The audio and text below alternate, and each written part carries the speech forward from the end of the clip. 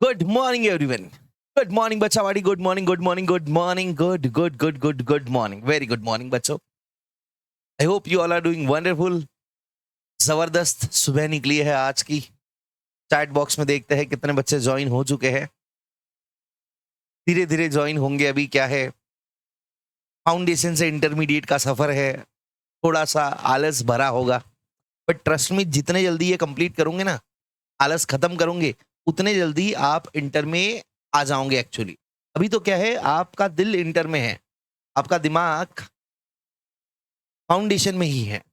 दिल है बस कि भाई इंटर करना है, दिमाग अभी बोल रहा है भाई चलो सो जाते हैं। तो ये सारी चीजों को दूर करके आ जाइए टाइम जल्दी से। ठीक है, मैं क्लास हमेशा 9 o'clock शार्प चालू कर दूंगा। ठीक है, 9 बजे आप पहुंच जाइएगा। ठीक है, शुरुआत में करेंगे रिवीजन।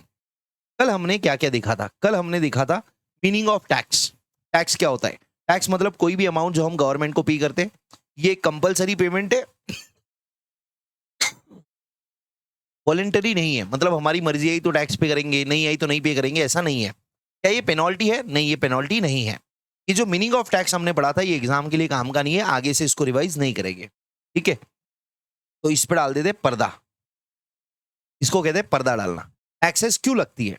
क्योंकि भैया आपको देश में रहना है, cost of living in society, tax लगती है। मतलब आपको सोसाइटी में रहना है, टैक्स दो। क्योंकि गवर्नमेंट को देश चलाना है और आपको देश में रहना है, बराबर।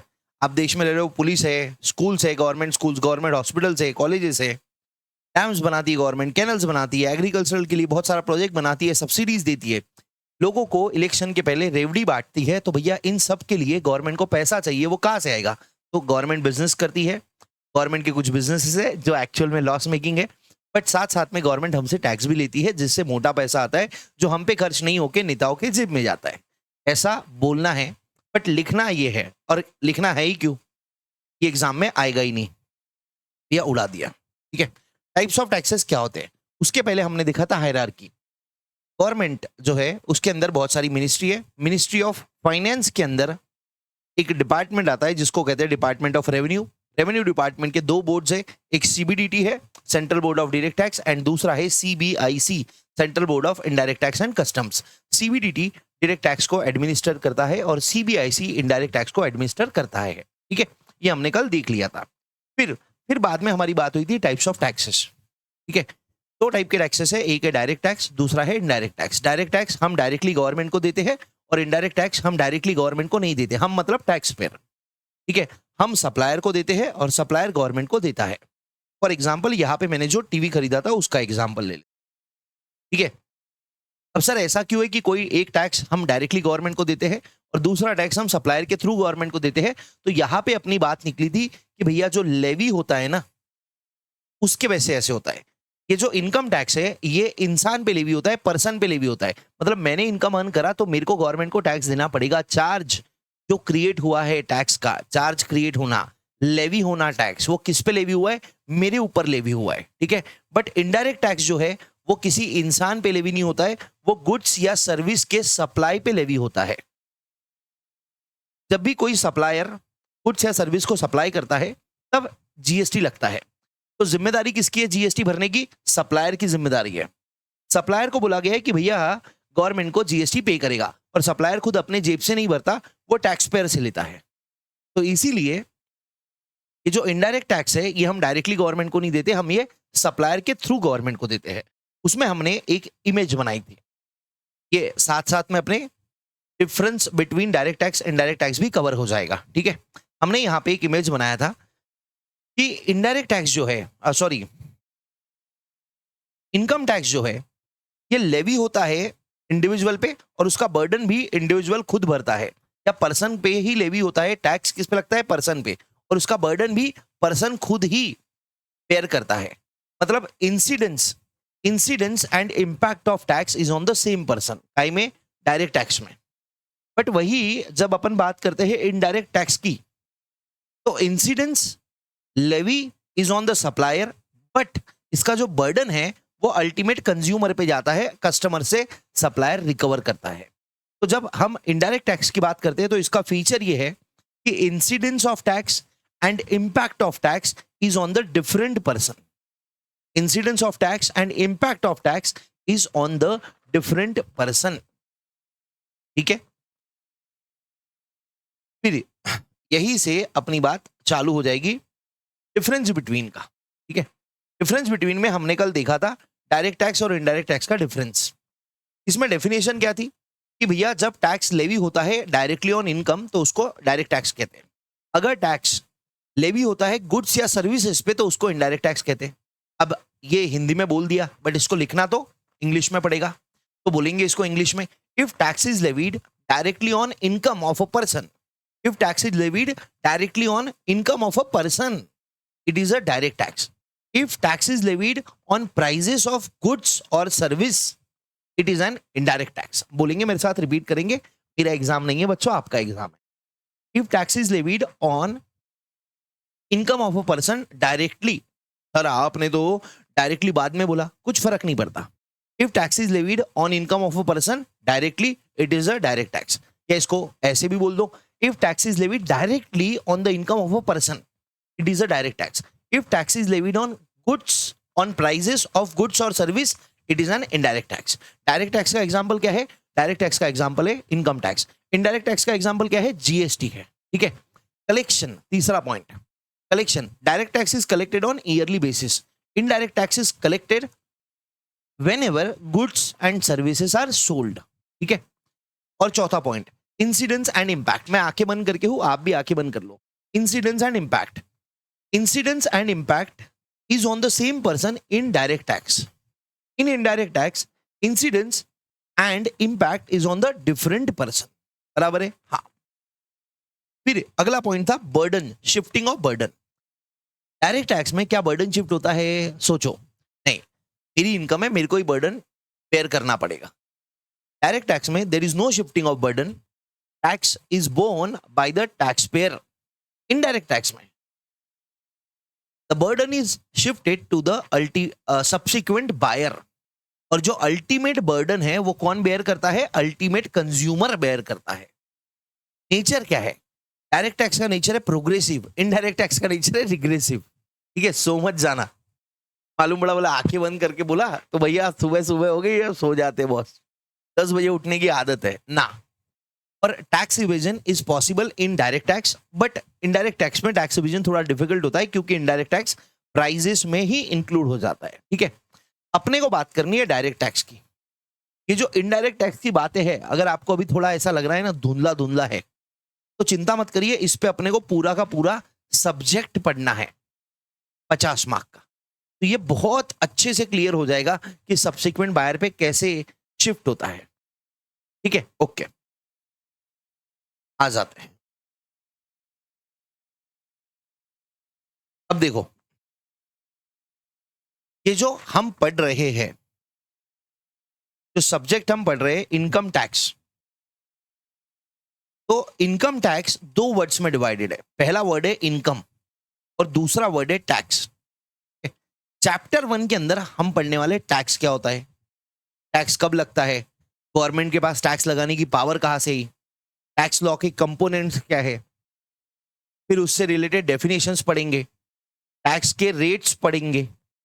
ये सब चीजें जो टैक्स से रिलेटेड है ना, ये हम पढ़ेंगे चैप्टर नंबर 1 के अंदर, जो अपना बेसिक बनाएगा।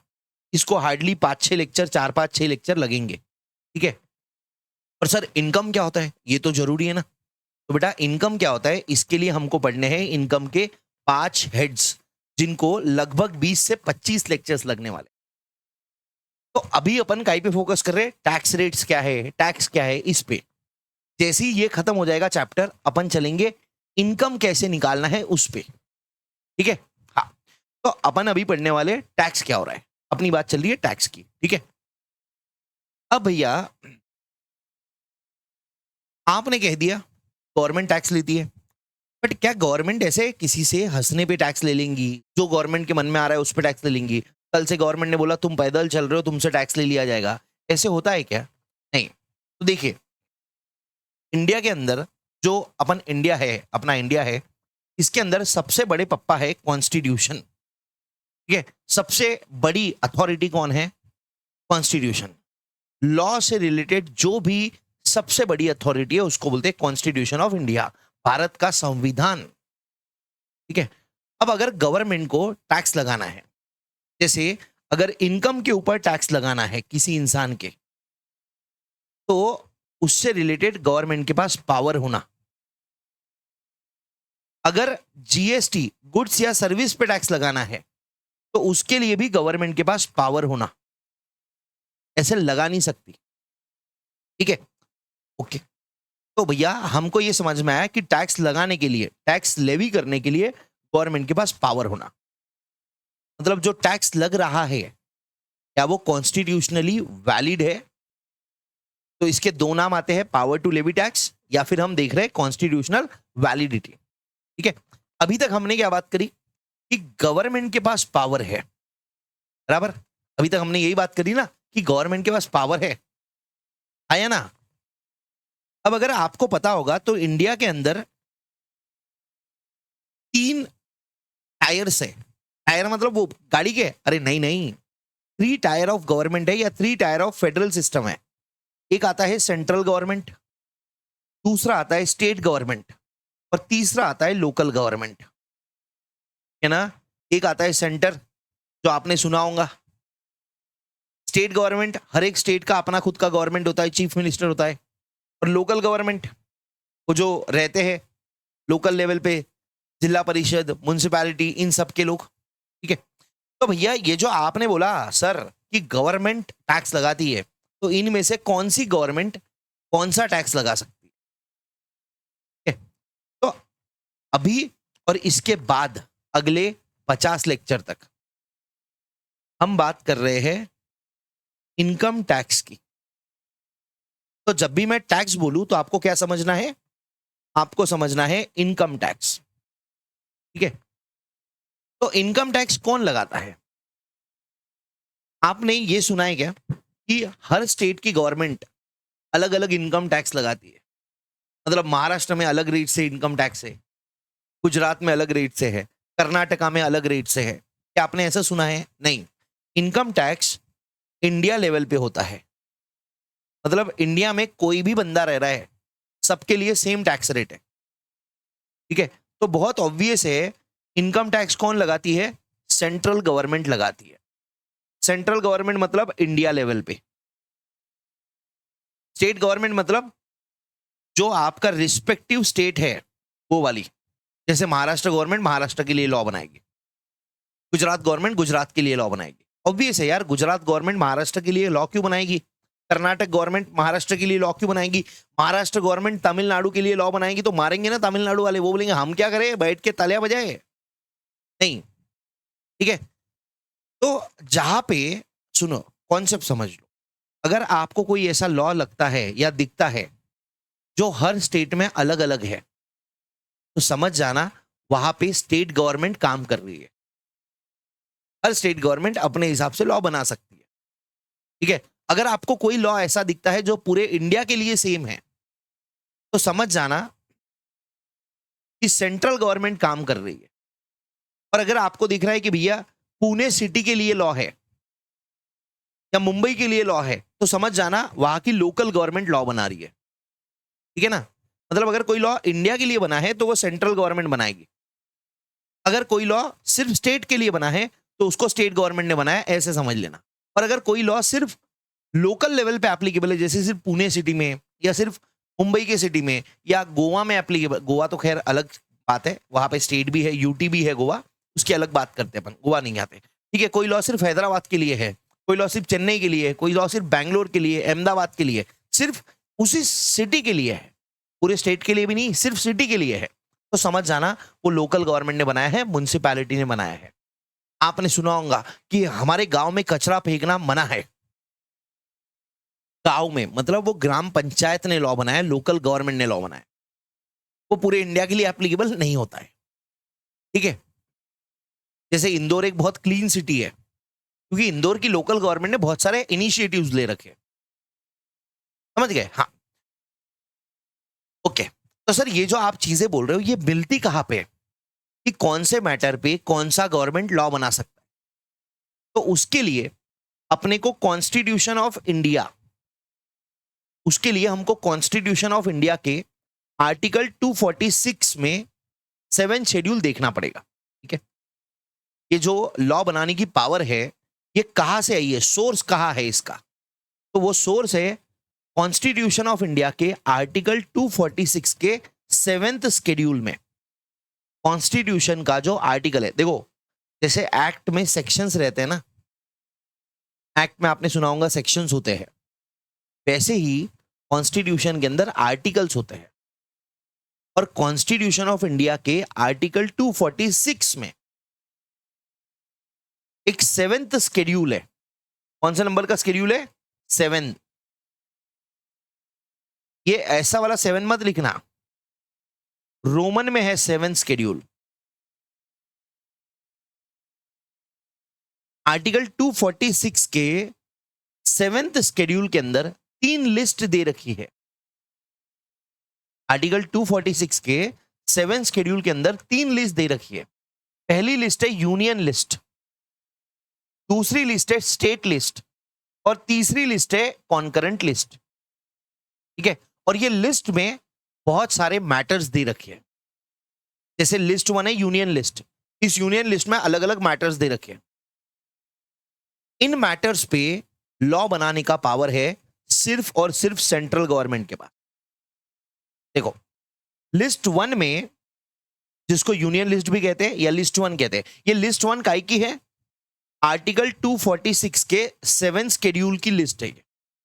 आर्टिकल 246 के 7th शेड्यूल में जो पहला लिस्ट है, उस लिस्ट में जो मैटर्स दे रखे हैं उन पे लॉ बनाने का पावर सिर्फ सेंट्रल गवर्नमेंट के पास है। ठीक है, अब यूनियन लिस्ट में कौन से मैटर्स दे रखे? बहुत सारे दे रखे हैं, मैंने कुछ लेके आ गया।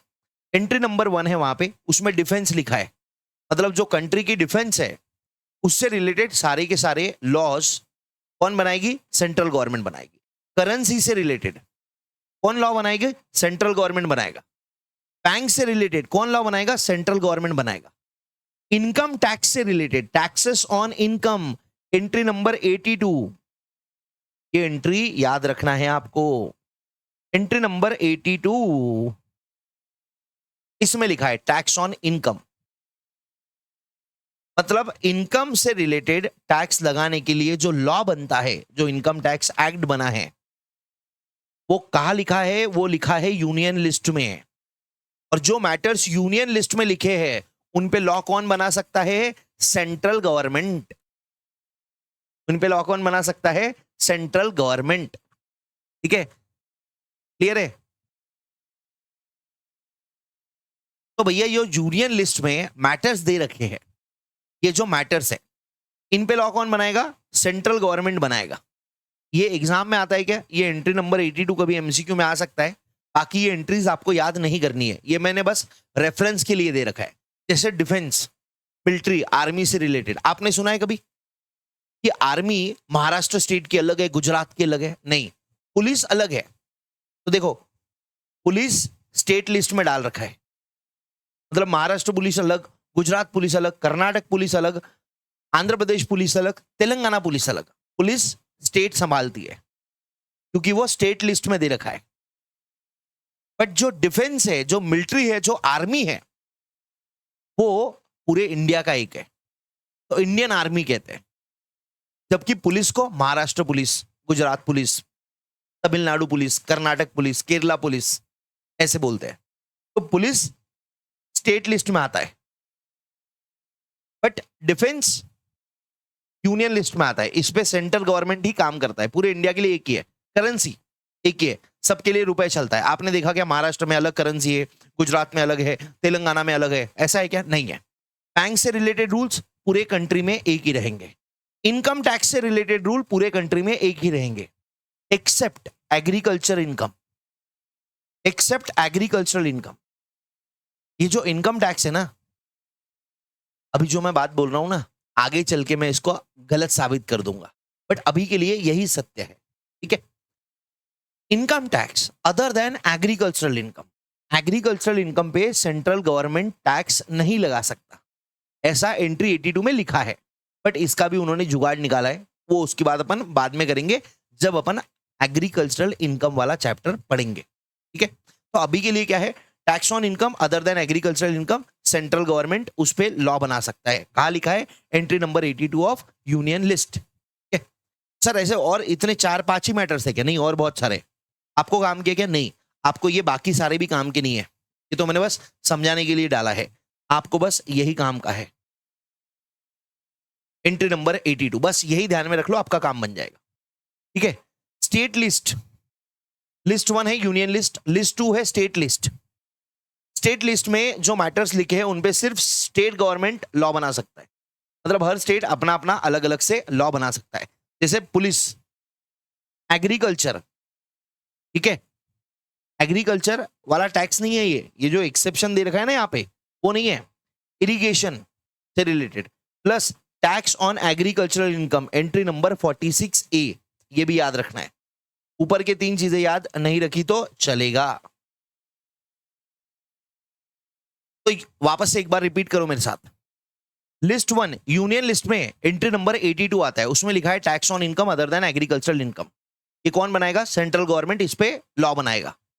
स्टेट लिस्ट में एंट्री नंबर 46 है, उसमें लिखा है कि हर एक स्टेट गवर्नमेंट अपने अपने स्टेट के लिए, अपने स्टेट मतलब खुद की स्टेट के लिए लॉ बना सकता है कि उनको एग्रीकल्चरल इनकम को कैसे टैक्स करना है, टैक्स ऑन एग्रीकल्चरल इनकम। मैं एग्रीकल्चरल इनकम के टैक्स की बात कर रहा हूं, एग्रीकल्चर की नहीं बात कर रहा हूं। ठीक है। फिर एक लिस्ट है, लिस्ट 3 कॉन्करेंट लिस्ट।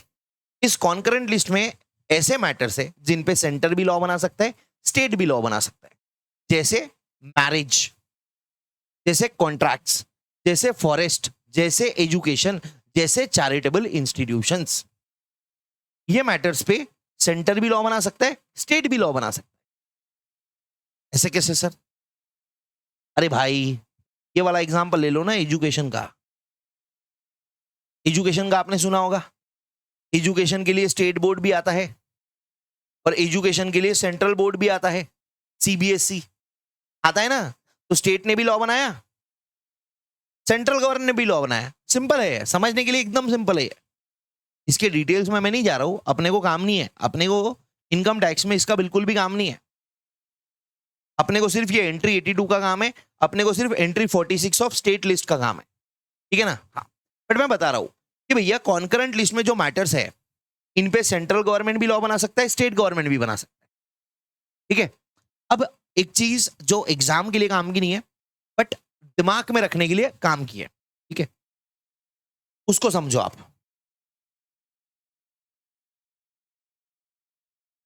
अब मैंने क्या बोला आपको, अभी जो मैं पढ़ा रहा हूं ये एग्जाम में नहीं आएगा क्योंकि अपन बेसिक्स में चल रहे हैं, तो आपको थोड़ा बड़ा बना रहा हूं। मैंने क्या बोला कि जो कॉन्करेंट लिस्ट में मैटर्स दे रखे हैं इन पे सेंट्रल गवर्नमेंट भी बना सकता है एंड स्टेट गवर्नमेंट भी बना सकता है। ठीक है। अब मान के चल लो कोई एक मैटर है एक्स, जो भी एक्स चीज है, अब इस पे दोनों ने बनाया, सेंट्रल गवर्नमेंट ने भी बनाया और स्टेट गवर्नमेंट ने भी लॉ बनाया, तो किसका लॉ एप्लीकेबल होगा? किसका लॉ एप्लीकेबल होगा? सोचो। अभी मैंने आपको थोड़ी देर पहले बताया था जो सेंट्रल गवर्नमेंट लॉ बनाती है वो कौन से स्टेट के लिए एप्लीकेबल होता है, बताइए। जो सेंट्रल गवर्नमेंट लॉ बनाती है वो कौन से स्टेट के लिए एप्लीकेबल होता है?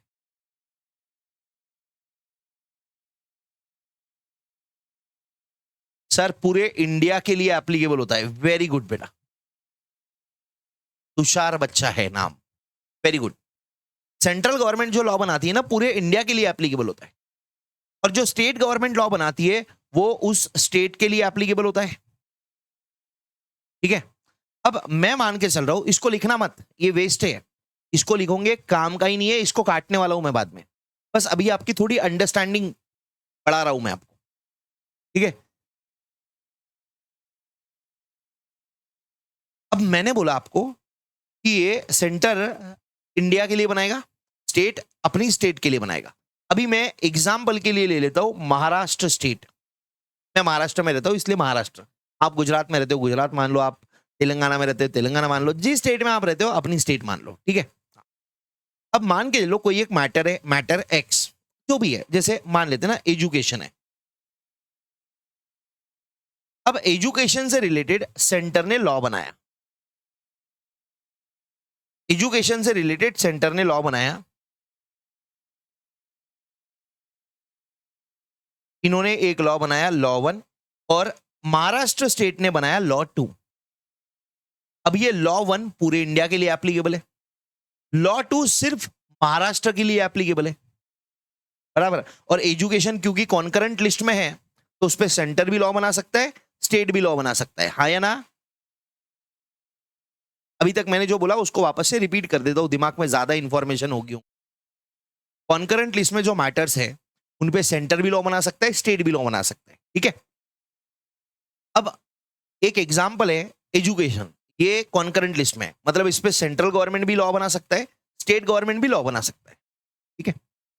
अब मान लेते हैं कि एजुकेशन पे रिलेटेड जो सेंट्रल ने लॉ बनाया है लॉ 1 और जो स्टेट ने लॉ बनाया है लॉ 2, कौन सी स्टेट की एग्जांपल लिया अपन ने? महाराष्ट्र। अब जो सेंटर लॉ बनाता है वो पूरी इंडिया के लिए रहता है, क्लियर है।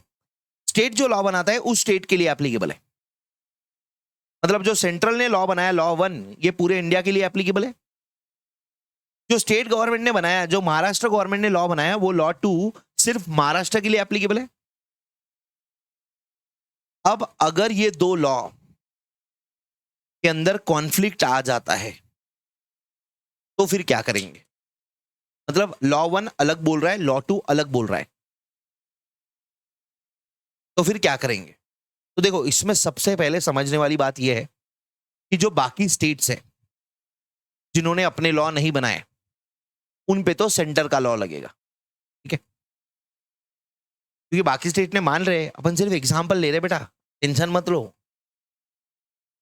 ये जो लॉ 1 है ये पूरे इंडिया पे एप्लीकेबल है, बराबर। महाराष्ट्र की, अब ये जो महाराष्ट्र की स्टेट है ये भी तो इंडिया में आती है, तो महाराष्ट्र की स्टेट के लिए दो लॉ हो गए, लॉ 1 और लॉ 2, और ये दोनों कॉन्ट्राडिक्ट करते, कॉन्फ्लिक्ट है इनके बीच में, अलग अलग बातें बोल रहे हैं, तो कौन सा लॉ एप्लीकेबल होगा? तो ध्यान से याद रखना, महाराष्ट्र स्टेट के लिए महाराष्ट्र का लॉ एप्लीकेबल होगा अगर उसको प्रेसिडेंट का कंसेंट मिलता है, ठीक है। ये आर्टिकल 254 में दे रखा है, आपको कुछ काम का है नहीं, ठीक। अभी सुनो तो ऐसा मत समझना कि भाई मास्टर ने तो बताया नहीं, मास्टर तुमको हर एक चीज के लिए डेवलप कर रहा है, A to Z हर एक चीज बताऊंगा, ठीक है। सर ये एग्जाम में आएगा क्या? ना, बिल्कुल नहीं आएगा, ठीक है। तो एग्जाम में ये अपने को आएगा ही नहीं है, तो भैया ये तो उड़ा देना है अपने को। अब हम एक बार इसको रिपीट कर लेते हैं, ठीक है। हम बात कर रहे हैं कि भैया जो टैक्स लगा रही है गवर्नमेंट, इनके पास पावर कहां से आ रही है? इसको क्या कॉन्स्टिट्यूशन ने अलाउ करा है? क्योंकि कॉन्स्टिट्यूशन पप्पा है, तो कॉन्स्टिट्यूशन के आर्टिकल 246, कॉन्स्टिट्यूशन के आर्टिकल 246 के 7 शेड्यूल में 3 लिस्ट दे रखी है। पहली लिस्ट है लिस्ट 1, उसको कहते हैं यूनियन लिस्ट, दूसरी लिस्ट है लिस्ट 2, इसको कहते हैं स्टेट लिस्ट, और तीसरी लिस्ट है कॉन्करेंट लिस्ट, ठीक है। यूनियन लिस्ट में जो सारे मैटर्स दे रखे हैं उन पे लॉ बनाने का पावर सेंट्रल गवर्नमेंट के पास है। सिर्फ सेंट्रल गवर्नमेंट उन मैटर्स पे लॉ बना सकती है जो यूनियन लिस्ट में दे रखे हैं। लिस्ट 2 स्टेट लिस्ट, इस स्टेट लिस्ट में जो भी मैटर्स दे रखे हैं इन पे लॉ बनाने का पावर सिर्फ स्टेट गवर्नमेंट के पास है। और तीसरा आता है लिस्ट 3, यह है कॉन्करेंट लिस्ट। इस कॉन्करेंट लिस्ट में जो मैटर्स दे रखे हैं उन पे लॉ बनाने का पावर सेंटर के पास भी है, स्टेट के पास भी है, दोनों लॉ बना सकते हैं, ठीक है। सेंटर जो लॉ बनाएगा पूरे इंडिया के लिए एप्लीकेबल होगा और स्टेट जो लॉ बनाएगा सिर्फ उस पर्टिकुलर स्टेट के लिए एप्लीकेबल, ठीक है। अब अगर कभी ऐसा होता है कि किसी पर्टिकुलर मैटर पे जो कॉन्करेंट लिस्ट में है उस पे सेंटर ने भी लॉ बना लिया, स्टेट ने भी लॉ बना लिया, तो फिर क्या करेंगे? देखिए सेंटर ने जो लॉ बनाया वो पूरे इंडिया के लिए एप्लीकेबल है।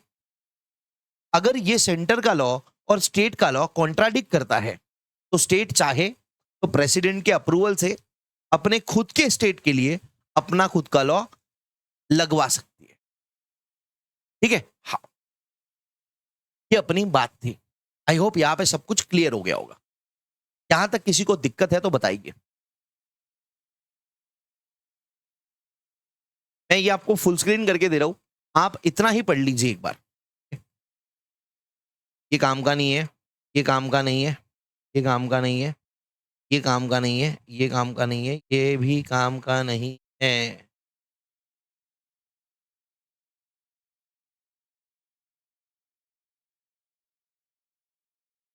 कॉन्स्टिट्यूशन ऑफ इंडिया, ये काम का है, बस इतना ही काम का है। ठीक है, ये फुल स्क्रीन करके दे रहा हूँ, इसको पढ़ लीजिए।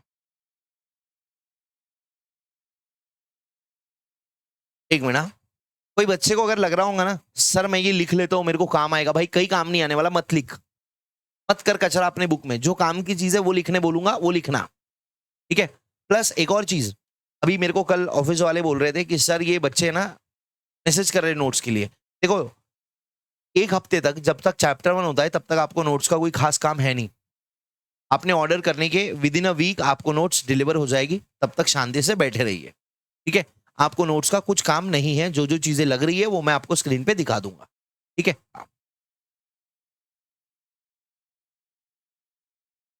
ये पढ़ लीजिए इतना।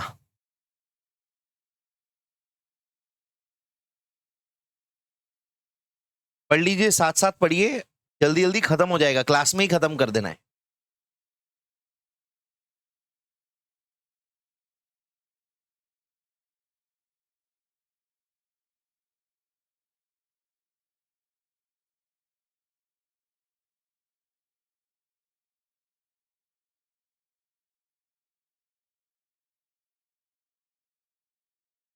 हो गया? कोई डाउट इसमें? इसमें कोई डाउट?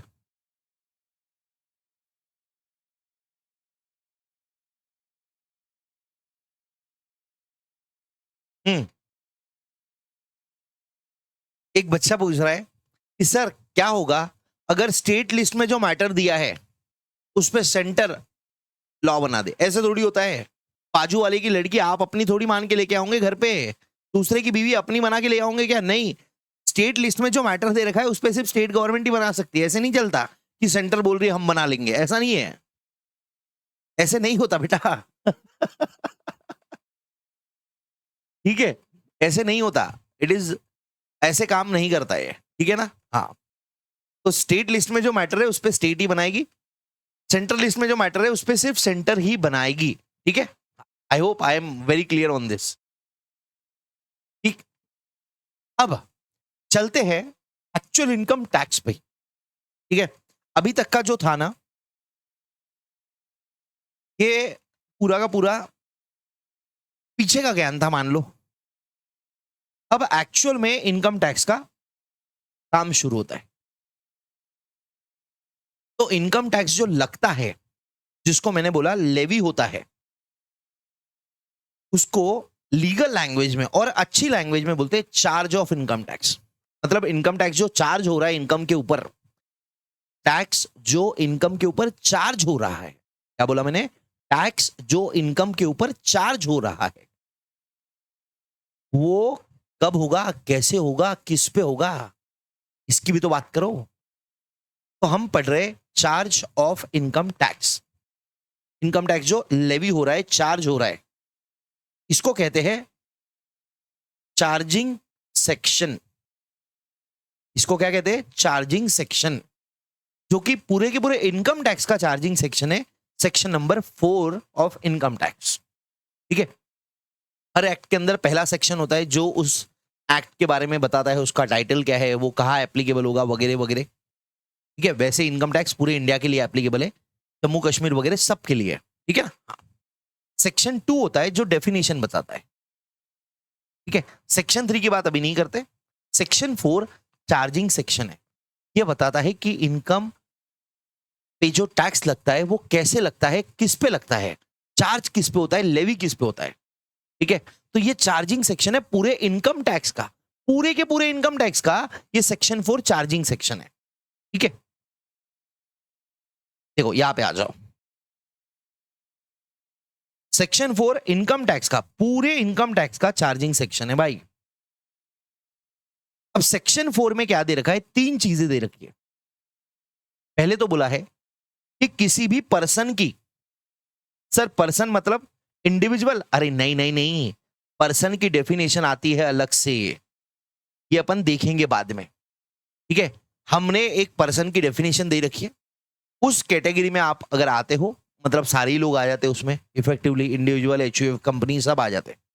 वो पर्सन की डेफिनेशन में अगर आप आते हो तो आपकी टोटल इनकम पे टैक्स लगेगा। और टोटल इनकम कब का? प्रीवियस ईयर का। ऐसा मुंह बनाओ आप, प्रीवियस ईयर। हमने तो सुना था प्रीवियस मतलब एक्स, पुराना वाला सुना था आपने? रेपन बोलते ना प्रीवियस, प्रीवियस का मतलब क्या होता है? लिटरल इंग्लिश वाला मीनिंग, प्रीवियस मतलब पिछला, प्रीवियस मतलब पिछला। तो सर यहां पे ऐसा क्यों लिखा है प्रीवियस ईयर? तो ये भी आगे आएगा। आगे मतलब आज लेक्चर ब्रेक के बाद अपन ये प्रीवियस ईयर पे चलेंगे। तो याद रखिएगा, किसी पर्सन की टोटल इनकम पर जो टैक्स लगता है उसको बोलते हैं इनकम टैक्स। और टोटल इनकम कब का देखना है? प्रीवियस ईयर का, पी वाई। टोटल इनकम कब का देखना है? प्रीवियस ईयर का, पी वाई। पी वाई मतलब प्रीवियस ईयर। और एक और वर्ड आएगा ए वाई, वैसे इसको आगे पढ़ाऊंगा बट थोड़ा इससे रूबरू करवा देता हूं आपको। ए वाई मतलब होता है असेसमेंट ईयर। ठीक है, मुझे माफ कर दीजिएगा, मैंने अभी थोड़ी देर पहले क्या बोला? ए वाई मतलब होता है, मतलब की बात नहीं बता रहा हूं मैं अभी। ए वाई का लॉन्ग फॉर्म होता है असेसमेंट ईयर। ठीक है, अब क्या होता है असेसमेंट ईयर वो ब्रेक के बाद देखेंगे, चिंता मत करो। पीवाई मतलब प्रीवियस ईयर, ए वाई मतलब असेसमेंट ईयर, मतलब लॉन्ग फॉर्म इनका। ठीक है, अभी क्या होता है प्रीवियस ईयर उसकी बाद में बात करेंगे। ठीक है, हाँ। तो सेक्शन 4 क्या बोलता है? Income tax is a tax. Section 4 क्या बोलता है? मेरे साथ रिपीट करो, आपकी एग्जाम है, मेरी नहीं बच्चों। Income tax is a tax. Income tax is a tax levied on, बोलो बोलो, लेविड ऑन, लगना। इनकम टैक्स एक टैक्स है जो लगता है। काई पे लगता है? चलो एक काम करो, अपन इसको पहले हिंदी में बोलते हैं, अपन इसको पहले हिंदी में बोलते हैं, फिर इसको इंग्लिश में कन्वर्ट कर लेंगे। इनकम टैक्स एक टैक्स है जो किसी पर्सन की टोटल इनकम पर लगता है। ठीक है, कब की टोटल इनकम? प्रीवियस ईयर की। इनकम टैक्स एक टैक्स है जो पर्सन की प्रीवियस ईयर की टोटल इनकम पर लगता है। ठीक है, इनकम टैक्स एक टैक्स है जो पर्सन की प्रीवियस ईयर की टोटल इनकम पर लगता है। इनकम टैक्स एक टैक्स है जो पर्सन की, कोई भी पर्सन हो, प्रीवियस ईयर की टोटल इनकम पे लगता है। अभी प्रीवियस ईयर क्या है आपको नहीं पता, अभी असेसमेंट ईयर क्या है आपको नहीं पता है, ब्रेक के बाद कंप्लीट हो जाएगा। अभी मेरा फोकस काय पे है? अभी मेरा फोकस है आपको यह समझाना कि टोटल इनकम क्या होती है। ठीक है, सेक्शन 4 में अपन टोटल इनकम समझेंगे। प्रीवियस ईयर क्या होता है, असेसमेंट ईयर क्या होता है, ये बाद में सीखेंगे। कहां पे दे रखा है देखो, बताता हूं। ये अगला ही कॉन्सेप्ट है, प्रीवियस ईयर असेसमेंट ईयर क्या होता है, ये अगला कॉन्सेप्ट है। ठीक है, फिर पर्सन क्या होता है, ये उसके बाद में कॉन्सेप्ट है, बताऊंगा। सब दे रखा है, ऐसा नहीं है बीच में छोड़ दूंगा, पूरा पढ़ाना है, पर सिक्वेंशियली, जो एग्जाम के लिए एकदम दिमाग में ठस हो जाए, जो समझ के ऐसा मजा आए ना, वाह क्या फील आ गया भाई। देखो, मेरे को आपको सिर्फ समझाना नहीं है टैक्स, मेरे को आपको टैक्स फील करवाना है, क्योंकि जो चीज का फील आता है ना उसका मजा ही अलग है भाई। तो ये रटवाना है तो क्या है, आप मेरी बुक खरीद लो, आप अगर आपको थोड़ा सा दिमाग है और आप ये बुक खरीद लेते हो ना, आप पास हो जाओगे ढेर सारा प्रैक्टिस करके। बट अगर आपको फील करवाना है तो भैया ये पढ़ना पड़ेगा, मेरे साथ पढ़ना पड़ेगा। देखो, आपके जितने भी सब्जेक्ट्स होते हैं ना, अकाउंट्स, लॉ, टैक्स, कॉस्टिंग और एफएम, जो भी सब्जेक्ट्स होते हैं, इसमें सिर्फ एक ही सब्जेक्ट है जिसमें इंसान ज्यादा प्रैक्टिस करता है। कॉस्टिंग में भी करता है, फाइनेंशियल मैनेजमेंट में भी करता है, बट बहुत कम है। आप अगर देखोगे, सीएस कंपनी सेक्रेटरी को छोड़ के वो लोग लॉ में प्रैक्टिस करते हैं। ठीक है, बट सीए या सीए में लोग टैक्सेशन में प्रैक्टिस करते हैं। ये अपनी रोजी रोटी है भाई, इसको सिर्फ ऊपर ऊपर से मत पढ़ो, इसको ऐसा पढ़ो कि भाई दिमाग में ऐसा घुस जाए ना, फील आ जाए कि कुछ बना ना बना टैक्स कंसल्टेंट तो बन ही जाऊंगा। मैं एक क्लाइंट से, आप यकीन नहीं मानोगे, भगवान की दया से अच्छा चल रहा है, मैं एक क्लाइंट जिसको अगर सिर्फ कंसल्टेशन देता हूँ, मैं प्रैक्टिस नहीं करता हूँ, मैं सिर्फ कंसल्टेशन देता हूँ कि भैया यहाँ पे ये कर लो, क्योंकि क्या एक्ट पूरा याद है। तो एक क्लाइंट से कम जो मिनिमम फीस चार्ज करते हैं वो करते हैं 50,000 रुपए। उसके नीचे का क्लाइंट हम लेते ही नहीं है। मतलब जो 20-25 हज़ार के लिए पूछने आ गया, भैया रिटर्न में ये आ गया क्या करूँ, उसको तो फ्री में बता देता हूँ अगर पास का है तो, और दूर का है तो बोल देता हूँ कि भैया मैं प्रैक्टिस ही नहीं करता हूँ। ठीक है, फिर इसकी बात अपन आगे कभी करेंगे। तो अपने को इसको फील करना है। ठीक है, अगर देखो मजे से पढ़ोगे ना तो मजा आएगा। अगर आप बोलोगे अरे यार सर इतने सारे लेक्चर है, दिन भर क्लास चलती है, मैं क्या करूं, बीकॉम मैं क्या करूं, जिसको ऐसा एहसास आ रहा है ना कि सर मेरी दिन भर क्लास चलती है, सुबह से शाम क्लास रहती है, फिर घर पे जाके आप बोलते हो रिवाइज करो, आप बोलते हो प्रैक्टिस करो, मैं इतना सा 18-19 साल का बालक हूं, मैं क्या करूं। ऐसे बच्चों के लिए एक ही जवाब है, बेटा बीकॉम कर ले। बीकॉम में तेरा काम हो जाएगा ना, उसमें 2 घंटा पढ़ना है, 2 घंटा भी नहीं, एग्जाम के एक दिन पहले पढ़ना है तो पास हो जाता है। बट उससे वैल्यू नहीं आती ना। देखो, जहां कोर्स करने के बाद आपको वैल्यू आ रही है, वो कोर्स में मेहनत भी तो लगेंगी। अरे भाई अगर मेहनत है, कोर्स हार्ड है, तभी तो वैल्यू क्रिएट होंगी। अगर कोर्स इजी है तो सारे लोग कर लेंगे, काहे की वैल्यू क्रिएट होंगी, नहीं होंगी क्रिएट। आप समझिए मेरी बात को। अगर अपनी वैल्यू बढ़वाना है तो ऐसी कोई चीज करो जो हर कोई ऐरा गहरा नत्थु खैरा ना कर सके। और जो आप ये कोर्स कर रहे हो ना, इस कोर्स में आपकी वैल्यू बढ़ेगी। पर मेहनत है, और मेहनत तो करना ही है। देखो दुनिया में हर काम में मेहनत है भाई, कोई काम ऐसा नहीं है कि भैया इसके अंदर मेहनत नहीं है, जो ऑब्वियसली पैसा बना के देता है। ठीक है, चलिए आ जाइए। तो सेक्शन 4 क्या कहता है, किसी भी पर्सन की टोटल इनकम पे, सबकी टोटल इनकम, प्रीवियस ईयर की टोटल इनकम, इस पे लगने वाले टैक्स को कहते हैं इनकम टैक्स। या इनकम टैक्स क्या है, income tax is a tax जो पर्सन की प्रीवियस ईयर की टोटल इनकम पे लगता है। ठीक है, अब इसको इंग्लिश में कन्वर्ट करते हैं, क्योंकि अल्टीमेटली पेपर तो इंग्लिश में देना है, और आदत तो लगानी पड़ेगी इंग्लिश में बोलने की, याद करने की। हाँ, तो अभी बोलते हैं इसको देख के, इसको ध्यान में रखते हुए, income tax is a tax, income tax is a tax. लगना, लगने को क्या बोलते हैं, लगने को बोलते हैं चार्ज्ड। ठीक है, लगने के 2 नाम हो सकते हैं, एक हो सकता है चार्ज्ड, या दूसरा हो सकता है लेवी। लेवी को लिखते हैं लेविड, ये दोनों में से कुछ भी लिख लो, सही है आपका answer. Income tax is a tax levied on या चार्ज्ड ऑन, जो आपको लेना है ले लो। Income tax is a tax levied on total income of every person, हर एक इंसान के, हर एक पर्सन की टोटल इनकम पे लगने वाला टैक्स। सबकी total income of the previous year. ठीक है, हाँ। देखो, इनकम टैक्स इज लेविड और charged on total income earned by every person during the year previous year. ये प्रीवियस ईयर का क्या कॉन्सेप्ट है, उस पर बाद में बात करेंगे। ठीक है, इनकम टैक्स क्या है, it is a tax levied on total income earned by every person, या ऑफ एवरी पर्सन लिख दिया तो भी चल जाएगा, of every person during the previous year, during the previous year. ये डेफिनेशन को मैंने थोड़ा इजी करने के लिए आपको मॉडिफाई करके दिया है, जो काम की चीजें उसको बोल्ड में करके भी दिया है। It is a tax levied on total income of every person during the previous year. ठीक है, इनकम पे लगने वाला टैक्स उसको कहते हैं इनकम टैक्स। सर ये कौन से रेट से लगेगा, तो रेट ऑफ टैक्स जो है ये 2 जगह दिए जाते हैं। एक जो इनकम टैक्स एक्ट है 1961 उसमें दिए गए हैं।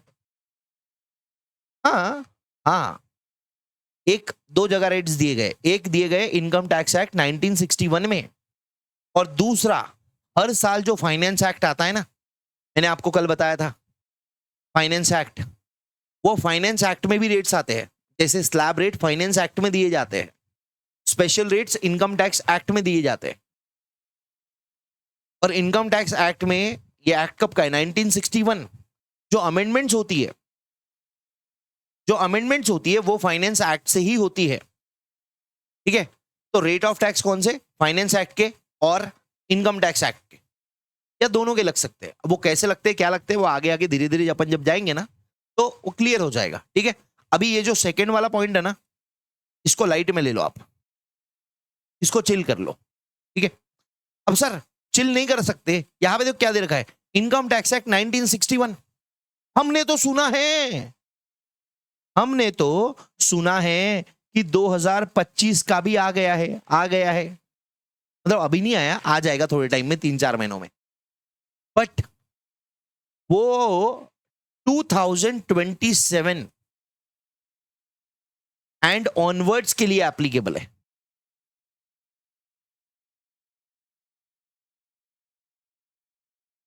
कल एक बच्चे ने बताया था कि मैं सीए सीए में दोनों कर रहा हूं, उसको बोलता हूं नहीं तो 2027 कौन सा? अगर आप सीए वाले बच्चे हो तो मई 2027, और अगर आप सीएमए वाले बच्चे हो तो भैया जून 2027 एंड उसके आगे कौन सा एक्ट लगेगा आपको? Income tax act 2025। अभी नहीं लगने वाला, ठीक है, अभी नहीं लगने वाला, 2026 में नहीं लगेगा, ठीक है, चिंता ना करो, ठीक है। एनुअल फाइनेंस एक्ट, सर हमारी एग्जाम के लिए फाइनेंस एक्ट कौन सा एप्लीकेबल होगा? हम 2026 में एग्जाम देने वाले, तो आपके लिए फाइनेंस एक्ट एप्लीकेबल होगा 2025 वाला। क्यों 2026 वाला क्यों नहीं सर? अरे भाई 1 अप्रैल 2026 को एक्ट आएगा, आप जून में एग्जाम दोगे क्या? 1 महीने में क्या एक्ट पढ़ के एग्जाम दोगे? गधो, नहीं देंगे, इसलिए, ठीक है। तो देखिए, अभी मेरे को आपको समझाना है टोटल इनकम, अब जैसे घर पे हम कपड़े रखते हैं, बराबर, तो आप सोचिए कि आपके पास कपड़े हैं, जैसे टी शर्ट है, आपके पास लोअर्स होंगे, आपके पास जीन्स होंगे, आपके पास फॉर्मल पैंट्स तो शायद स्टूडेंट्स के पास कम रहेंगे, बट आगे चल के जब आप बड़े बनोगे तब आपके पास फॉर्मल पैंट्स भी रहेंगे, आपके पास कुछ शर्ट्स भी रहेंगे, आपके पास शादियों के लिए अलग कपड़े रहेंगे, थोड़े ट्रेडिशनल टाइप के। तो क्या सारे कपड़े आप उठा के एक जगह डाल देते हो? नहीं। तो वैसे ही इंसान की जो टोटल इनकम है उसको 5 हेड्स में डिवाइड करे हुआ है। हेड्स को बेसिकली पार्ट समझ लो, 5 अलग अलग पार्ट्स में डिवाइड करे हुआ है और उन पार्ट्स का नाम दिया हेड्स। ये बहुत इंपॉर्टेंट है, ये पांचों के पांचों चैप्टर्स है अपने को। हाँ, ये पांचों के पांचों चैप्टर्स है अपने को। ये सैलरी पढ़ेंगे अपन अलग से, पूरा चैप्टर है। हाउस प्रॉपर्टी पूरा चैप्टर है, पीजीबीपी पूरा चैप्टर है, कैपिटल गेन्स पूरा चैप्टर है, आईएफओएस पूरा चैप्टर है। ये पांचों चैप्टर्स अपने को पढ़ने हैं। इसको आगे अपन डिटेल में बताएंगे, बट अभी याद रहने चाहिए, एक बार थोड़ा सा पता होना चाहिए ना यार। इंट्रो तो करवा दो सर यार, ये क्या बात हुई? इतनी हसीन लड़की दिखाई, इंट्रो नहीं करवाया, कैसे चलेगा सर? या फिर वाइस वर्सा, मतलब वाइस वर्सा नहीं, लड़कियों के लिए भी सर इतना हसीन मुंडा है, इंट्रो तो करवाओ यार। तो लो भैया इंट्रो करवाते हैं आपका, ठीक है। जो इनकम टैक्स में जो पूरा टोटल इनकम है ना, किसी भी पर्सन का जो टोटल इनकम है, किसी भी पर्सन का टोटल इनकम है, उसको इनकम टैक्स में 5 अलग अलग हेड्स में डिवाइड करे हुआ है, ठीक है। 5 हेड्स में डिवाइड करे हुआ है। पहला हेड है सैलरी। सैलरी में कौन सी इनकम जाएगी? जो जॉब वाली, जो एम्प्लॉयमेंट वाली इनकम है ना, वो सैलरी में जाती है। एम्प्लॉयमेंट वाली इनकम सैलरी में जाती है। मतलब आप कहीं अगर जॉब कर रहे हो तो आपको जो आपका एम्प्लॉयर, मतलब आपका जो बॉस है, वो आपको जो पैसे देता है उसको कहते हैं सैलरी। जैसे कोई इंसान कंपनी में काम कर रहा है, कंपनी उसको पैसा दे रही है हर महीने 10,000, 20,000, 50,000, 1 लाख, 2 लाख, 5 लाख, 10 लाख, उसको बोलते हैं सैलरी, ठीक है। उसको बोलते हैं सैलरी मिलना। कोई इंसान स्कूल में टीचर की जो नौकरी कर रहा है, तो टीचर है ना, वो तो पढ़ा रहा है, मैं भी पढ़ा रहा हूं, पर मैं टीचर अलग हूं, वो टीचर अलग है। क्यों? क्योंकि वो किसी के पास में काम कर रहा है, तो स्कूल उसको जो सैलरी दे रही है उसको सैलरी बोलते हैं, ठीक है। सैलरी में क्या आएगा? Income from employment. दूसरा होता है हाउस प्रॉपर्टी। हाउस प्रॉपर्टी कोई भी बिल्डिंग से आने वाला rent, rental income house property में आएगी, ठीक है। ये मैं आपको बस ट्रेलर बता रहा हूं, ठीक है। ये मत बोल देना कि सर आपने पूरा समझाया नहीं। अरे इनको पूरा का पूरा अक्खा का अक्खा क्लासेस लेंगे अपन इसकी, अभी बस ऊपर ऊपर से बता रहा हूं। पहला सैलरी, दूसरा हाउस प्रॉपर्टी, तीसरा पीजीबीपी। पीजीबीपी इसका लॉन्ग फॉर्म क्या है सर? तो इसका लॉन्ग फॉर्म है profits and gains of business and profession. मतलब जो आप बिजनेस करते हो, मेरा बिजनेस है कोचिंग क्लासेस का, तो इससे जो मेरे को इनकम आ रही है वो कहा जा रही है पीजीबीपी में जा रही है। ठीक है, मैं सीए हूं, मैं सीएमए हूं, मैं सीएस हूं, मैं डॉक्टर हूं। अब डॉक्टर जो सर्जरी कर रहा है उसको प्रोफेशन कहते हैं। अब सर बिजनेस में क्या डिफरेंस है, प्रोफेशन में क्या डिफरेंस है? अगर आपको ऑलरेडी पता है तो बहुत अच्छी बात है, अगर नहीं पता है तो आगे चल के अपन इस पे पूरा एक लेक्चर डालने वाले हैं। ठीक है, तो अभी क्या याद रखो, पीजीबीपी, इसमें बिजनेस या प्रोफेशन की इनकम जाती है। बिजनेस मतलब धंधा, प्रोफेशन मतलब प्रोफेशन, जो आप कुछ सीखते हो। जैसे डिग्री लिया, मैं सीए हूं, ठीक है, कोई सीएस है, कोई सीएमए है, कोई डॉक्टर है, कोई आर्किटेक्ट है। तो आर्किटेक्ट अगर आपको अपने घर का डिजाइन बना के दे रहा है, इंटीरियर डेकोरेशन वाले, तो कोई इंटीरियर बना के दे रहा है, तो वो बिजनेस नहीं, उसको प्रोफेशन कहते हैं, क्योंकि उसके लिए उसने डिग्री ले रखा है। अब मैं दो कैपेसिटी में काम करता हूं, एक पीसीए चलाता हूं, प्रणव चांडक एकेडमी, ये मेरा बिजनेस है। ठीक है, और दूसरा मैं आपको टैक्स से रिलेटेड कंसल्टेंसी देता हूं अपने इंडिविजुअल नाम में, CA Pranav Chandak and associates, वो मेरा प्रोफेशन है। क्योंकि मैंने वो जो सीए वाली सर्विस दिया ना, उसके लिए अब डिग्री ले रखी है। टीचिंग के लिए कोई डिग्री रिक्वायर्ड नहीं है। मैं सीए हूं, ठीक है, मैं सीए नहीं भी रहता तो भी मैं पढ़ा सकता था अगर मेरे को टैक्स आता है तो। ठीक है, हाँ, PGBP, profits and gains of business and profession. CG, capital gains. CG का मतलब होता है कैपिटल गेन्स। कैपिटल एसेट को बेच के जो प्रॉफिट होता है उसको बोलते हैं कैपिटल गेन्स। कैपिटल एसेट में क्या आता है, land and building, shares, gold, ठीक है, गोल्ड, बुलियंस, वो जो रहते हैं ना सोने के बिस्किट्स वगैरह, वो। तो कैपिटल एसेट्स में और क्या क्या आता है, बहुत सारी चीजें आती है, इसके आगे बात करेंगे अपन। ठीक है, ये मैंने कुछ एग्जांपल आपको लिखवा दिए, ये लिखना है। ठीक है, और अगर कोई ऐसी इनकम है आपकी जो ये चारों हेड्स में नहीं आती है, तो वो आएगी इनकम फ्रॉम अदर सोर्सेस में। अदर सोर्सेस, IFOS, इसका लॉन्ग फॉर्म क्या है, इनकम फ्रॉम अदर सोर्सेस। ठीक है, देखो क्या आ जाओ, जो इनकम है वो 5 हेड्स में क्लासिफाइड है। इसको लिखना मत, लिखे हुआ है बुक में। जॉब से होने वाली इनकम सैलरी में आएगी। बिल्डिंग से आने वाला रेंट हाउस प्रॉपर्टी में आएगा। सर हमने बिल्डिंग बेच दिया तो वो कैपिटल गेन्स में जाएगा। बिल्डिंग बेचा तो कैपिटल गेन्स, बिल्डिंग रेंट पे दिया तो हाउस प्रॉपर्टी। ठीक है, बिजनेस या प्रोफेशन से होने वाली इनकम कहाँ आएगी, पीजीबीपी में, profits and gains of business and profession. Capital asset को बेच के जो प्रॉफिट होता है वो कहाँ आएगा, कैपिटल गेन्स में। और पांचवा, अगर कोई इनकम ये 4 में नहीं है तो यहां पे आएगा। सर कौन सी इनकम आती है आईएफओएस में, डिविडेंड। क्या आएगा आईएफओएस में, डिविडेंड आईएफओएस में आएगा। सबसे बढ़िया एग्जांपल, सर डिविडेंड तो शेयर पे मिलता है, और आपने तो बताया था कि शेयर कैपिटल एसेट होता है। शेयर्स को बेच के जो प्रॉफिट आ रहा है, लैंड एंड बिल्डिंग को बेच के जो प्रॉफिट आ रहा है वो कैपिटल गेन्स में आएगा, बट शेयर से आने वाला डिविडेंड आईएफओएस में आएगा। लैंड को, सॉरी बिल्डिंग को लैंड बोल दिया, गलती से माफ करना, बिल्डिंग को रेंट पे देके होने वाली इनकम हाउस प्रॉपर्टी में आएगी।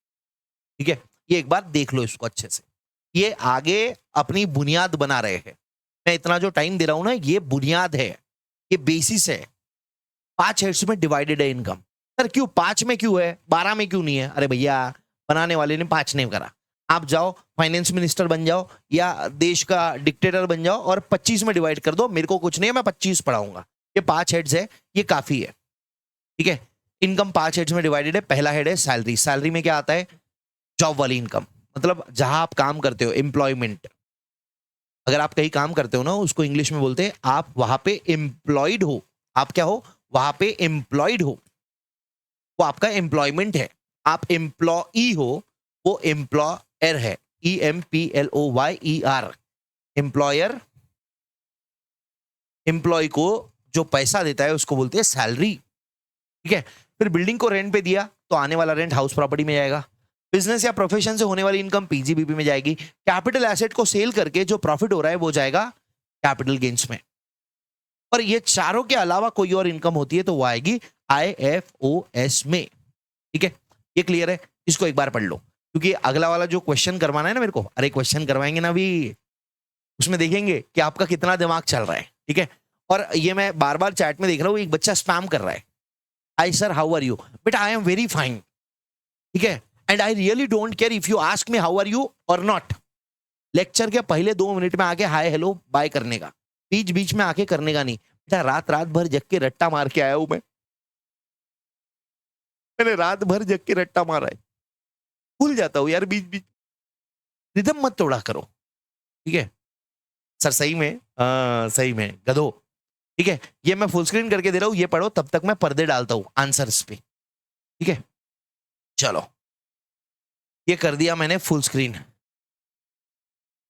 ये यहां से मत पढ़ो, एक काम करो, रुको, यहां से पढ़ लो, इसको साफ कर देता हूं, यहां से पढ़ लो। और ये सिर्फ ट्रेलर है, ठीक है, ये अगेन फिर से बता रहा हूं, ये सिर्फ ट्रेलर है, ठीक है। ये पांचों हेड्स अपने को पूरा डिटेल में पढ़ने के, ओके। पढ़ो इसको एक बार, लिखना मत। अच्छा कोई और झेंडू बाम होगा ना, ये लिख रहा है बुक में, मत लिख भाई, तेरे बुक में दे रखा है, आ जाएगी बुक तेरे को 1 हफ्ते के अंदर। हाँ जी, एक बार पढ़ लीजिए इसको अच्छे से, मस्त तरीके से।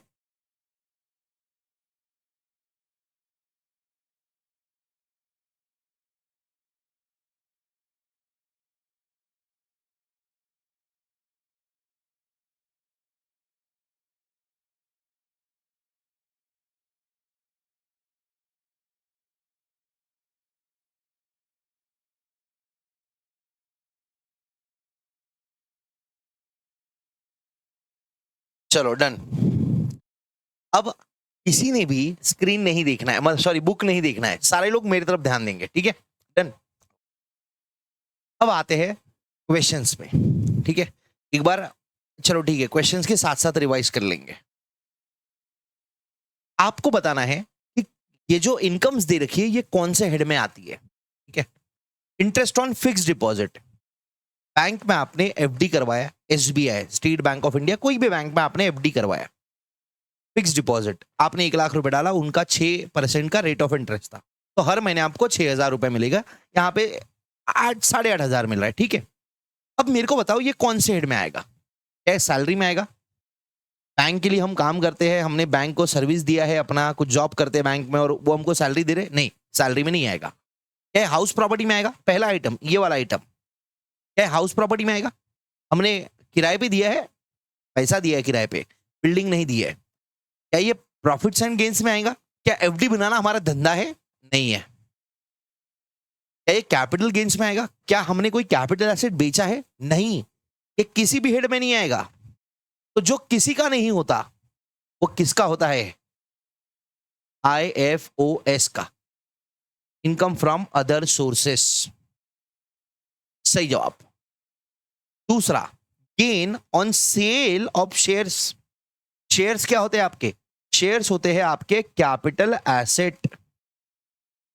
अगर आप अपने कैपिटल एसेट को बेच के आपको कोई प्रॉफिट होता है तो वो कहा जाता है कैपिटल गेन्स में, और प्रॉफिट को गेन्स भी कहते हैं, तो ये कहा जाएगा भैया, ये जाएगा कैपिटल गेन्स वाले हेड में।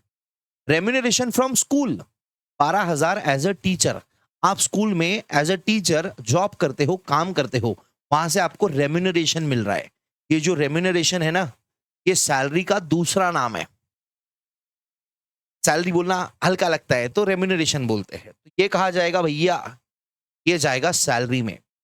प्रोफेशनल इनकम, लॉयर, अरे बाप रे मैंने लॉयर बताना ही भूल गया, लॉयर भी एक प्रोफेशन है, क्योंकि हम 5 साल 3 साल की डिग्री करते हैं। अगर आप ग्रेजुएशन की बात कर रहे हो 3 साल, अगर आप डायरेक्ट 12th की बात कर रहे हो 5 साल, तो वो प्रोफेशन है। उसकी इनकम है आपको, कहा जाएगी ब्रो? बताइए ब्रो, बताइए, come on tell me guys, Ankit sir की लैंग्वेज में, गाइस टेल मी। ये जाएगा पीजीबीपी में boss. Rent from flat, flat मतलब बिल्डिंग।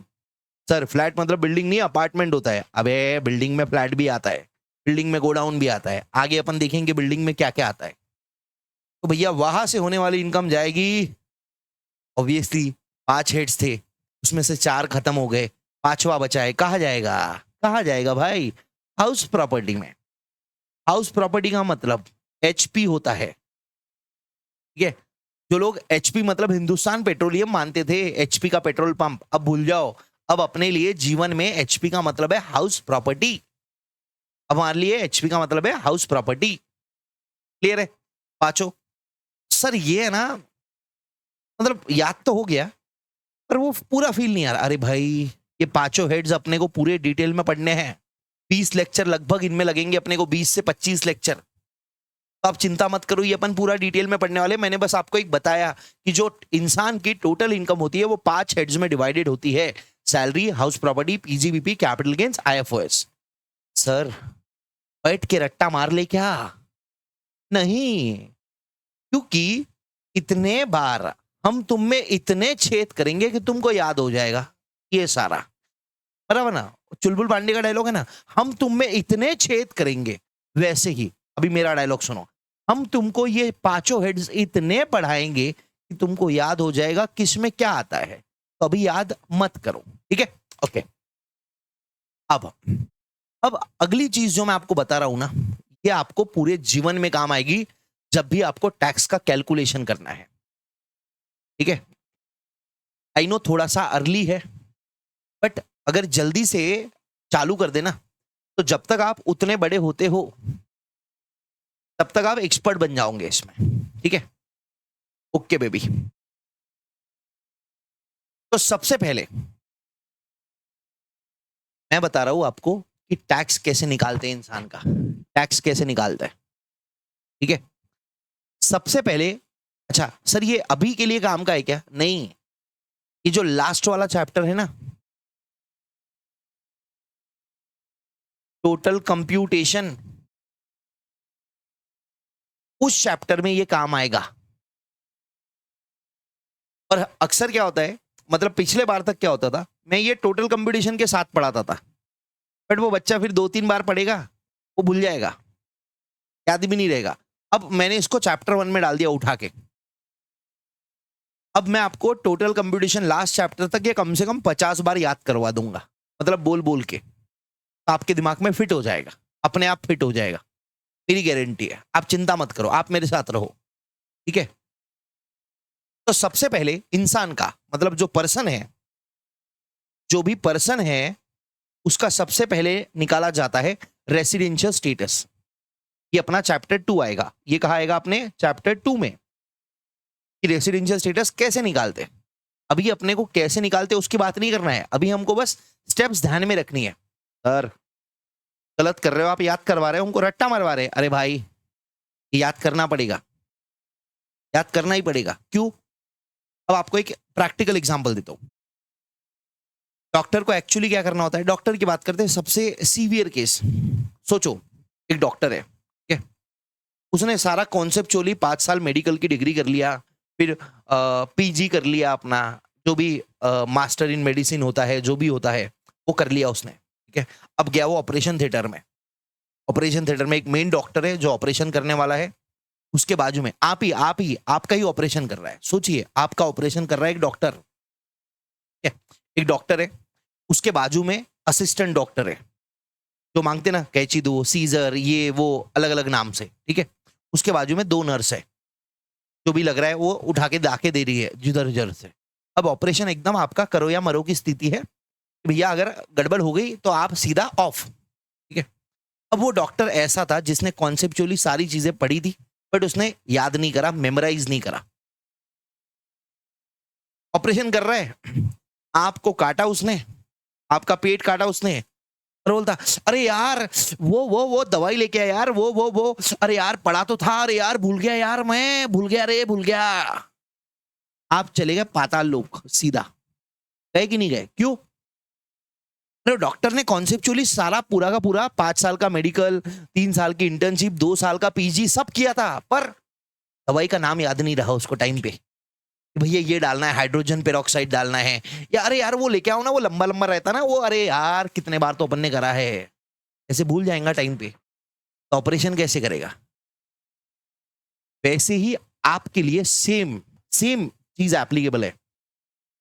सर समझा सारा है, पर यार वो एग्जाम पे टाइम पे ध्यान ही नहीं आया, मैं क्या करूं। उसी के लिए मेमोराइज करना पड़ता है। ये रट्टा नहीं मरवा रहा हूं आपको, ये मैंने आपको 5 हेड्स है ना, इसमें कौन सी इनकम आती है ये बताया है। ये रेसिडेंशियल स्टेटस में आपको चैप्टर 2 में पूरा अच्छे से बताने वाला हूं, ठीक है, चिंता मत करिए। बट स्टेप्स तो याद करनी पड़ेगी ना भाई, करनी पड़ेगी। इम्पॉसिबल है। जो कहते हैं ना कि कुछ भी याद नहीं करना पड़ता, आ जाओ मैं कंसेप्चुअली पूरा समझा दूंगा, वो अच्छा पास नहीं होता। अब टैक्स रेट है, फॉरेन कंपनी पे 35% का टैक्स लगता, इंडियन कंपनी है तो उस पर 30% या 25% लगता है। ये समझ गया आपको। आपको याद ही नहीं आ रहा टाइम पे, तो क्या करोगे, याद तो करना ही पड़ेगा। रेंटल इनकम बिल्डिंग का हाउस प्रॉपर्टी में जाता है, ये पता है, पर टाइम पे याद नहीं आया, फिर क्या करेंगे, कुछ नहीं कर सकते, ठीक है। तो याद करना पड़ेगा। सुनो मेरी बात, 10 साल से सेम सब्जेक्ट पढ़ा रहा हूं, ये जो नोट्स मैंने बनाई है ना, ये प्रॉपर फ्लो के साथ है। इसको आप एक बार ये देखो और एक बार मॉड्यूल देखो खोल के, आपको डिफरेंस समझ में आएगा कि क्या लेवल की मेहनत मैंने कर रखी है, ठीक है। हाँ, तो सबसे पहले जो भी पर्सन है जिसका अपने को टैक्स कैलकुलेशन करना है, उसका रेसिडेंशियल स्टेटस निकालेंगे। रेसिडेंशियल स्टेटस में क्या आता है कि वो रेसिडेंट है या नॉन रेसिडेंट है, ठीक है। क्यों सर, वो चैप्टर 2 में देखेंगे, ठीक है। सबसे पहले रेसिडेंशियल स्टेटस आता है, फिर वो इंसान की टोटल इनकम लेंगे। वो इंसान की टोटल इनकम को 5 अलग अलग हेड्स में क्लासिफाई करेंगे, डिवाइड करेंगे, ठीक है। सैलरी इनकम आ गई उसकी, हाउस प्रॉपर्टी की इनकम आ गई, पीजीबीपी की इनकम आ गई, कैपिटल गेन्स आ गई, आईएफओएस आ गई, ठीक है। अब जरूरी है क्या हर इंसान के पास ये 5 हेड्स की इनकम हो। जैसे मेरे पास पीजीबीपी की इनकम है, एक हाथ 2 शेयर्स भी बेच देता हूं, एक छोटा सा फ्लैट है उसको किराए पे दे रखा है, और थोड़े से डिविडेंड आ जाते हैं, बट सैलरी नहीं है मेरे इसमें। तो जरूरी थोड़ी है 5 इनकम रहेगी। अरे भाई, जो भी इनकम है ना, आपके टोटल इनकम के अंदर जो भी कॉन्स्टिट्यूएंट्स है वो यहां पे आपको लिखने के हैं। 5 हेड्स की इनकम का टोटल मिला के बनेगा ग्रॉस टोटल इनकम।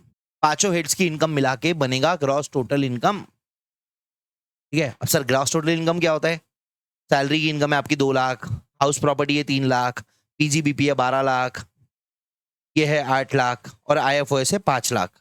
ऐसे मान लो, कुछ भी अमाउंट मान लो, 3 और 2 5, 12 और 5 17, 17 और 8 25, और 5 30, तो आपका ग्रॉस टोटल इनकम आ गया 30 लाख, ठीक है।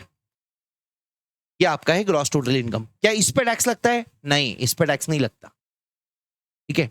इसमें से कुछ आपको डिडक्शंस मिलते हैं, जो कहां पढ़ेंगे हम? अलग चैप्टर में। इसका भी एक चैप्टर है, चैप्टर नंबर 2 5 7 8 9 10, चैप्टर नंबर 10 में पढ़ेंगे डिडक्शंस, रेसिडेंशियल चैप्टर 2 में, ठीक है। चैप्टर नंबर 10 में पढ़ेंगे डिडक्शंस कौन से मिलते हैं, क्या मिलता है, ब्ला ब्ला ब्ला ब्ला ब्ला, ठीक है।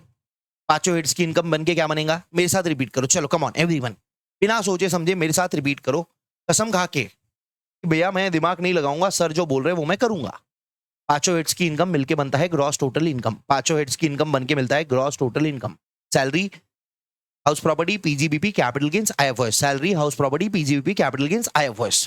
ये जरूरी है, नहीं तो बच्चों को है ना ये सब कंप्यूट करते आता है, और जब टैक्स निकालने की बारी है ना तो इल बिल सिट्टी गुल है, इल बिल सिट्टी गुल हो जाएगी, क्योंकि फोकस ही नहीं किया कभी प्रोसेस समझने में। किसी भी इंसान का पहले रेसिडेंशियल स्टेटस निकालेंगे, ठीक है, उसके बाद उसकी जो इनकम है उसको 5 हेड्स में डिवाइड कर देंगे। ये हर एक हेड की जो इनकम आप निकालोगे ना पेपर में, इसकी स्टेप वाइज मार्किंग रहती है, इसकी स्टेप वाइज मार्किंग रहती है। ऐसा नहीं कि कहीं पे भी कुछ भी डाल दिया। ये ग्रॉस टोटल इनकम तो सही आ गया आपका 30 लाख, बट ये गलत आ गया, तो स्टेप वाइज मार्क्स कट जाएंगे, ठीक है। 5 हेड्स की इनकम निकालेंगे, 5 हेड्स की इनकम मिलके क्या बनेगा? Gross total income. मेरे साथ रिपीट करो, कम ऑन। 5 हेड्स की इनकम मिलके बनेगा gross total income. Gross total income में से मिलेंगे डिडक्शंस। अभी ये चैप्टर 6 से है ना, ये रहने दो, अभी ये याद मत करो, अभी थोड़ा कंफ्यूजन देगा आपको, ठीक है।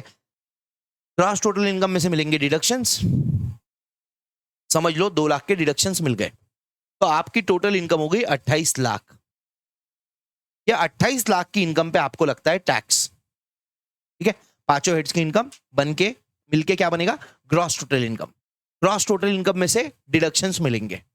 डिडक्शंस मतलब कुछ माइनस कर दे, जैसे आपने इन्वेस्टमेंट कर दिया, आपने सुना होगा कि ELSS ले लिया, ठीक है, छोड़ो, नेशनल सेविंग सर्टिफिकेट सुना होगा, तो उसमें इन्वेस्ट कर दिया आपने, तो आपको डिडक्शन मिलेगा, मतलब आपकी इनकम में से वो माइनस हो जाएगा इन्वेस्टमेंट का अमाउंट। क्यों होता है, काय को होता है, वो डिडक्शन चैप्टर में पढ़ेंगे, ठीक है। पांचों हेड्स की इनकम मिला के हो गया ग्रॉस टोटल इनकम, क्लियर है। ग्रॉस टोटल इनकम में से माइनस होगा डिडक्शंस। ग्रॉस टोटल इनकम में से डिडक्शंस माइनस करने के बाद आपकी आएगी टोटल इनकम या टैक्सेबल इनकम, ठीक है। ग्रॉस टोटल इनकम में से डिडक्शंस माइनस करने के बाद आपकी आएगी टोटल इनकम। ये टोटल इनकम पे आपको टैक्स लगता है, ये 28 लाख पे आपको टैक्स लगेगा, क्लियर है। यकीन मानिए, सच कह रहा हूं, जब मैं अपने CA इंटर में था ना, तो मेरे को कम से कम 1 महीना ये कंफ्यूजन था कि टैक्स ग्रॉस टोटल इनकम पे लगता है या टोटल इनकम पे लगता है, क्योंकि हमारे टीचर ने हमको ये बताया नहीं था। वो एक एक चैप्टर कंप्लीट करे जा रहा है बावला, खत्म बात, ठीक है। तो पांचों हेड्स की इनकम मिलके क्या बनेगा, ग्रॉस टोटल इनकम। उसमें से मिलेंगे डिडक्शंस, कुछ माइनस हो जाएगा अमाउंट डिडक्शन का, ठीक है, और आएगी आपके पास टोटल इनकम या टैक्सेबल इनकम। ये टोटल इनकम को ही टैक्सेबल इनकम कहते हैं, ठीक है। अब आपको लगेगा कि टोटल इनकम है, यहां तक ये क्लियर है, इतना पार्ट। इसके आगे का जो पार्ट है ना, वो मैं आपको पढ़ाऊंगा स्लैब रेट के बाद में। अभी ये आगे का पार्ट अभी अपने काम का नहीं है, ये ज्यादा हो जाएगा, दिमाग के ऊपर जाएगा, ठीक है। तो अभी तक इतना ही याद रखेंगे कि जो टोटल इनकम है उसको 5 हेड्स में डिवाइड करेंगे, 5 हेड्स की इनकम मिलके ग्रॉस टोटल इनकम बनेगा। ग्रॉस टोटल इनकम में से चैप्टर 6 के डिडक्शंस या डिडक्शंस माइनस हो जाएंगे, ग्रॉस टोटल इनकम में से डिडक्शंस माइनस हो जाएंगे और बनेगा टोटल इनकम। ये टोटल इनकम पे ही टैक्स लगता है, क्लियर है। सर सैलरी की 2 लाख की इनकम कहां से लाए, सर हाउस प्रॉपर्टी की 3 लाख की इनकम कहां से लाए, सर कैपिटल गेन्स की 8 लाख की इनकम कहां से लाए, वो तो अपन उस हेड में पढ़ेंगे ना बे, ये तो मैंने इमेजिनरी फिगर्स लिया, जैसे आप उसको इमेजिन करते हो वैसे मैंने ये इनकम को इमेजिन कर लिया, ठीक है। हाँ बराबर, क्लियर है। टोटल इनकम टैक्स कैसे निकलेगा, अरे बताऊंगा ना, अभी रुको, कहाँ जा रहे हो, मैं यही हूं, कहीं नहीं जा रहा हूं, मैं यही हूं जिंदा। सर फिर जब ये आगे वाली चीज बाद में पढ़ानी थी तो अभी यहां पे क्यों डाला, क्योंकि बेटा जब तू रिवाइज करेगा ना, तब तो तेरे को पता रहेगा स्लैब रेट क्या है, स्पेशल रेट्स क्या है। तो रिवाइज करते वक्त एक जगह पे सब मिले, इसके लिए डाला, ठीक है।